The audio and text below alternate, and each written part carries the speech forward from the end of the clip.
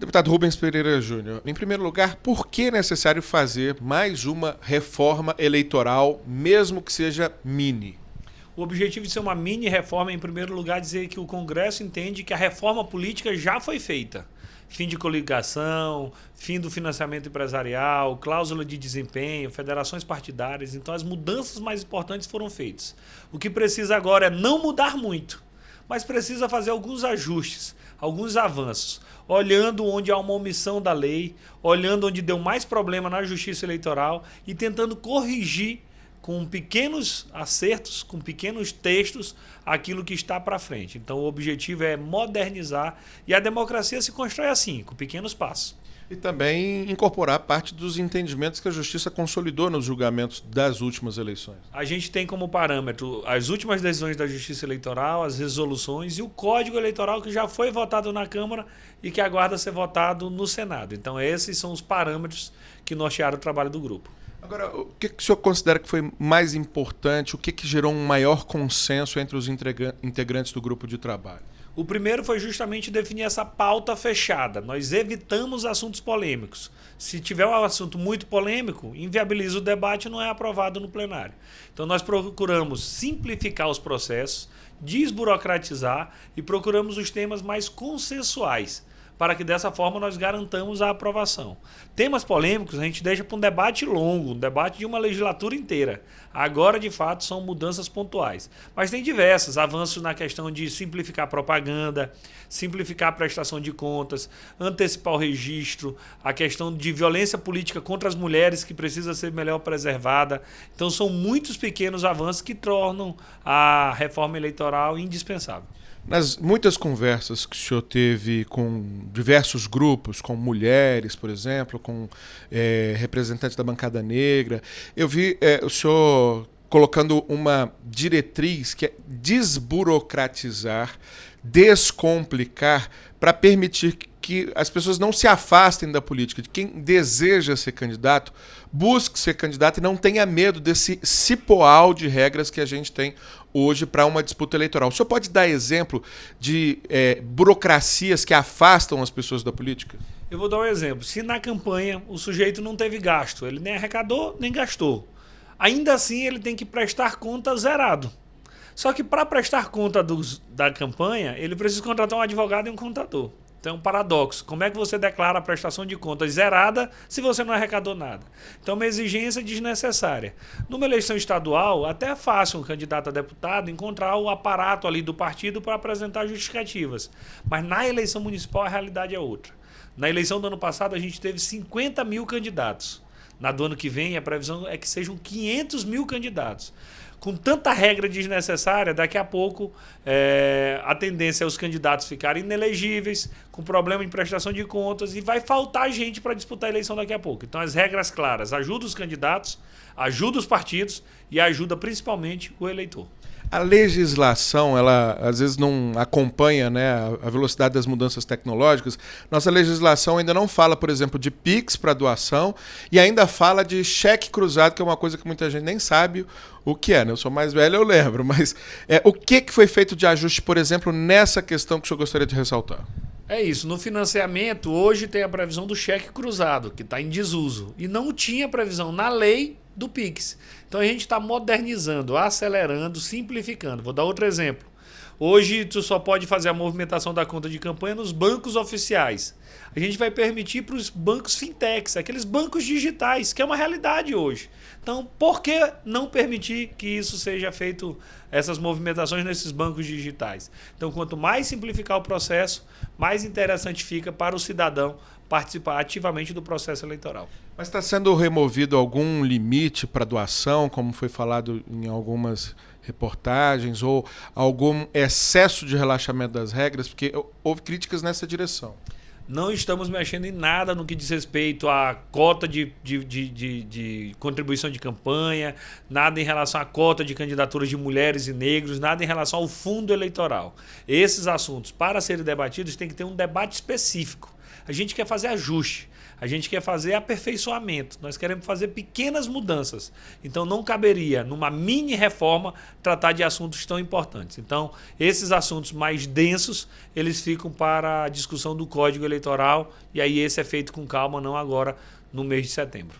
Na eleição de 22 foi a primeira que a gente acabou com algo que existia há muito tempo nos processos eleitorais, que eram as coligações para as eleições proporcionais, né? Deputado federal, deputado estadual, e que no caso das prefeituras, no ano que vem, a gente volta para vereador, que também é proporcional. Não tem mais coligação. E não havendo coligação, não havia possibilidade de passar dinheiro de um partido para outro nessas candidaturas. Me parece que isso pode mudar agora. Como é que está? Em primeiro lugar, a gente não quer a volta das coligações. Na coligação, o partido A se juntava com B, disputava a eleição e depois da eleição cada um ia para um lado. Não havia unidade nesse casamento, era só um namoro, e um namoro muito ruim, porque juntava partidos que pensam diferente, estavam juntos único e exclusivamente por interesse eleitoral.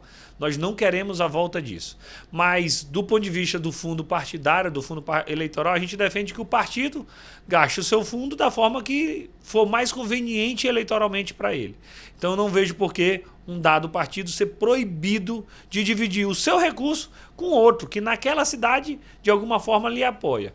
Então a gente está prestigiando o princípio da liberdade partidária, onde cada partido define o que é mais vantajoso politicamente para investir em cada município e em cada estado.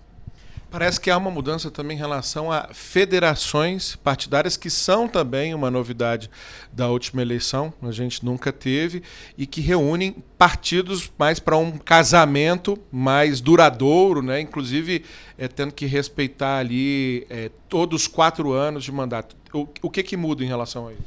A diferença da federação para a coligação é essa. Na coligação, os partidos se juntam na campanha e depois é cada um para um lado. Na federação é já quase um noivado. Se os partidos se uniram na campanha, eles têm que ficar o mandato todo juntos, os próximos 4 anos, em todos os lugares, nas câmaras de vereadores, nas assembleias, no Brasil todo. Então, uma mudança positiva. Falta uma outra regra para a gente definir. E se a pessoa vota em um partido, esse voto se aproveita para a federação?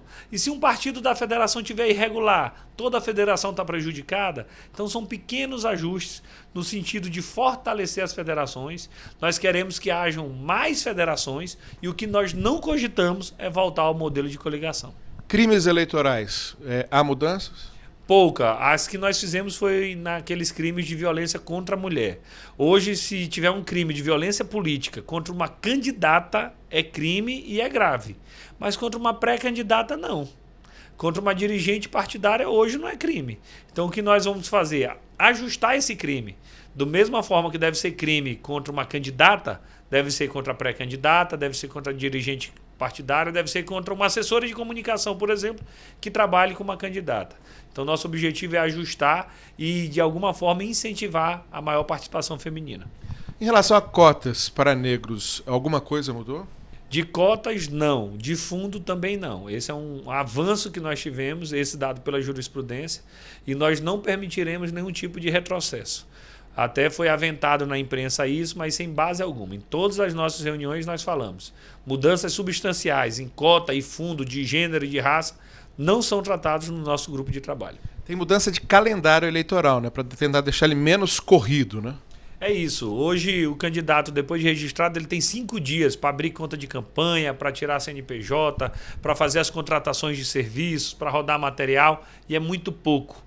Com isso, ele termina perdendo o tempo da propaganda, que são apenas 45 dias. O que nós vamos fazer é aumentar de 5 para 15 dias essa fase administrativa da campanha, para todo mundo poder se profissionalizar, ter mais tempo para organizar as campanhas, e aí a propaganda começa no dia 16 de agosto. O senhor deixou muito claro que a ideia é que essa mini-reforma, até pelo calendário apertado, né, muito pouco prazo, seria basicamente do que é consensual, que é polêmico, que ia ficar de fora. Mas qual foi aquele tema que gerou assim, algum esgarçamento?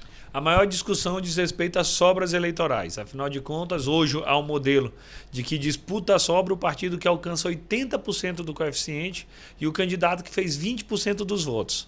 Esse assunto está sendo debatido no Supremo Tribunal Federal. Há uma declaração de constitucionalidade de parte dele. E na dúvida a Câmara vai ter que botar alguma coisa no lugar. Tem várias teses. 100, 10, 90, 10, 80, 10, 0, 10... E esse é um assunto que o plenário vai decidir. Vai ser destacado e vai ser decidido no voto, como a democracia exige. Esse é um assunto que talvez mereça até uma explicação melhorzinha, né? A gente vem de um modelo lá de 2014, a eleição de 2014, só disputava as chamadas sobras, que apesar de se chamar sobras, são quase metade das cadeiras, quem tinha feito pelo menos uma cadeira por quociente eleitoral, né? Depois a gente foi para um modelo em 2018 em que todo mundo disputava as sobras. Aí em 2022 a gente foi para o meio do caminho, assim. Não precisa ter alcançado uma cadeira, mas precisa ter chegado perto com 80%. Nesse movimento pendular que a gente fez aí nos últimos 20 anos, para onde a gente está indo agora?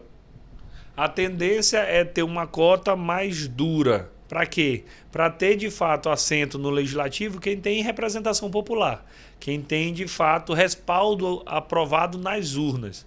A cota dos 10% é que a gente vai mantê-la em qualquer cenário. Qual é? O candidato que não tiver 10% dos votos não dá de assumir o mandato. Há um déficit de legitimidade.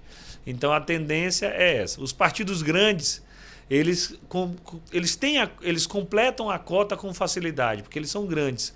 Os pequenos têm mais dificuldades. Então acho que nessa queda de braço, os partidos grandes levam vantagem. Deputado Rubens Pereira Júnior, muito obrigado, e a gente continua atento em todas as outras mudanças, porque o assunto ainda passa pelo Senado, existe uma pequena possibilidade de voltar à Câmara, porque precisa ser sancionado pelo presidente da República e virar lei antes do dia 6 de outubro para poder valer nas próximas eleições pelo princípio da anualidade. Exatamente, porque qualquer coisa que mude a regra do jogo tem que valer um ano antes, para dar garantia, segurança jurídica para o candidato, para o partido e para o eleitor. Então, por isso que eventuais mudanças têm que ser aprovadas e publicadas até o dia 5 de outubro para poder estar vigorando já a partir do dia 6.